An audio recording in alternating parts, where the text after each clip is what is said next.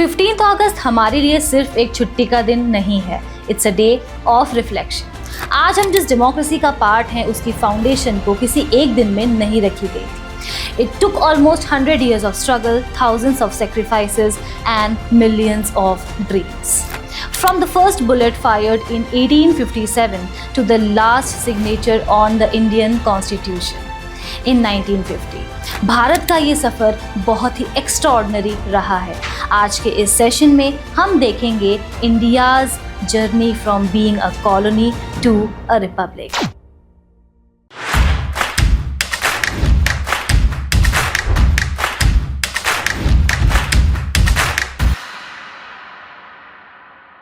Hello everyone, welcome to the official YouTube platform of Law Prep Tutorial.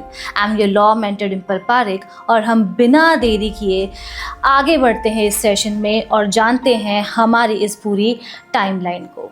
History की किताबों में इसे sepoy mutiny कहा गया, लेकिन भारत के लिए ये थी the first war of independence. 1857 का रिबेलियन मेरठ से शुरू हुआ जब मंगल पांडे ने ब्रिटिश कार्ट्रिजेस का इस्तेमाल करने से मना कर दिया। ये बगावत सिर्फ एक मिलिट्री रिवोल्ट नहीं थी, it was an outburst of years of frustration. Rani Lakshmibai, Nana Sahib और तात्या टोपे ने दिखा दिया कि इंडियन स्पिरिट को ज़्यादा दिनों तक दबाया नहीं जा सकता। भले ही हम ये जंग हार गए, लेकिन इसने ईस्ट इंडिया कंपनी का इंडिया में रूल ख़त्म कर दिया और ब्रिटिश राज की शुरुआत हुई। अगले कुछ सालों में स्ट्रगल इंस्टीट्यूशनलाइज हो गया। 1885 में इंडियन नेशनल कांग्रेस को इस्टेब्लिश किया गया। शुरुआत में leaders like Dadabhai Naoroji believed in petition and prayer, but soon young blood like Bal Gangadhar Tilak came and said, Swaraj is my birthright and I shall have it. 1905 का partition of Bengal was a turning point. अंग्रेज़ों ने divide and rule की policy अपनाई, जिसके खिलाफ देश में स्वदेशी मूवमेंट की शुरुआत हुई। फॉरेन क्लोथ्स जलाए गए और पहली बार वंदे मातरम की गूंज हमारे पूरे देश में सुनाई दी। 1915 में मोहनदास करमचंद गांधी जी साउथ अफ्रीका से भारत लौटे। उनका फॉर्मूला सिंपल था, नॉन वायलेंस एंड सत्याग्रह।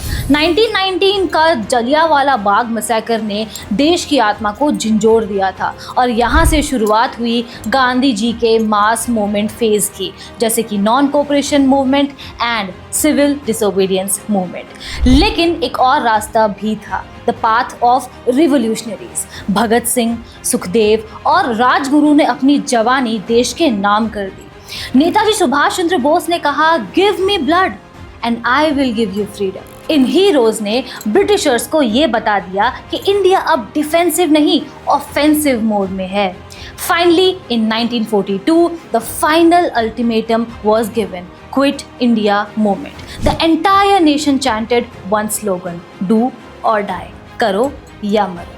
15 अगस्त 1947 को हमें आज़ादी तो मिली, लेकिन ये आज़ादी एक बिखरे हुए भारत की थी। India was divided into British India and 565 princely states. Technically ये स्टेट्स आज़ाद थे कि वो इंडिया को ज्वाइन करें, पाकिस्तान को ज्वाइन करें या इंडिपेंडेंट रहें। यहाँ एंट्री होती है सरदार वल्लभ भाई पटेल की, the iron man of India. उनका टास्क इम्पॉसिबल था, भारत के टुकड़े होने से रोकना। इन्होंने डिप्लोमेसी और फर्मनेस का परफेक्ट बैलेंस दिखाया। ही used the carrot and stick policy. उन्होंने राजाओं को प्रिवी पर्स यानी कि पेंशन ऑफर की, लेकिन साथ ही ये भी साफ कर दिया कि इंडिया की यूनिटी से कोई समझौता यानी कि कॉम्प्रोमाइज़ नहीं होगा कभी भी। कुछ स्टेट्स थोड़े से प्रॉब्लमेटिक थे, लेकिन सरदार वल्लभ भाई पटेल और वीपी मेनन की जोड़ी ने हर मुश्किल को सुलझा दिया। आज हम जिस इंडिया का मैप देखते हैं वो सरदार वल्लभ भाई पटेल की आयरन विल की वजह से ही मजबूत हो पाया है। He truly stitched the nation together. World war II के बाद ब्रिटिश एम्पायर खोखला हो चुका था। In 1946 the cabinet mission came to India to discuss the transfer of the power, लेकिन ये आज़ादी एक ट्रेजिक पार्टीशन के साथ आई। 14 अगस्त मिडनाइट को जब पूरी दुनिया सो रही थी, India woke up to life and freedom. Pandit Jawaharlal Nehru ने अपनी फेमस स्पीच को डिलीवर किया, भारत आज़ाद तो था लेकिन अब सवाल ये था कि इतने बड़े और डाइवर्स देश को हम चलाएंगे कैसे? How do we ensure justice and equality for all? आज़ादी से पहले ही 9 दिसंबर 1946 को कॉन्स्टिट्यूएंट असेंबली की पहली मीटिंग हो चुकी थी। देश भर से 299 एक्सपर्ट्स एक साथ आए थे। इनकी जिम्मेदारी थी एक ऐसा डॉक्यूमेंट बनाना जो इंडिया के हर धर्म, हर भाषा और हर इंसान को प्रोटेक्ट करके रखे। Doctor B.R. Ambedkar, the chairman of the drafting committee, was the architect of the mission. इन्होंने बाकी सबके साथ मिलकर दुनिया भर के कॉन्स्टिट्यूशन को स्टडी किया और इंडिया के लिए बेस्ट एलिमेंट्स को पिक किया, जैसे कि fundamental rights, directive principles of state policies, parliamentary system. ये सब इसी मेहनत का नतीजा है। Exactly 2 years, 11 months and 18 days की डिबेट्स के बाद 26 नवंबर 1949 को हमने कॉन्स्टिट्यूशन को अडॉप्ट किया, लेकिन हमने इंतज़ार किया 26 जनवरी 1950 का, ताकि हम पूर्ण स्वराज के सपने को रिपब्लिक डे के रूप में सेलिब्रेट कर सकें। आज हमारा कॉन्स्टिट्यूशन दुनिया का सबसे बड़ा रिटन कॉन्स्टिट्यूशन है। It's not just a book of law, it's a living document. ये हमें बोलने की आज़ादी देता है, धर्म की आज़ादी देता है और बराबरी का हक देता है। 1857 की वो पहली गोली से लेकर आज तक हमने एक लंबा सफ़र तय किया है।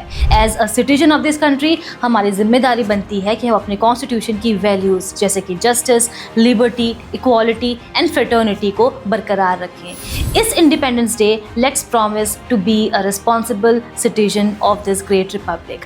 अगर आपको ये टाइमलाइन वीडियो इन्फॉर्मेटिव लगी तो इसे शेयर ज़रूर से करेंगे। कमेंट में जय हिंद लिखना नहीं भूलेंगे।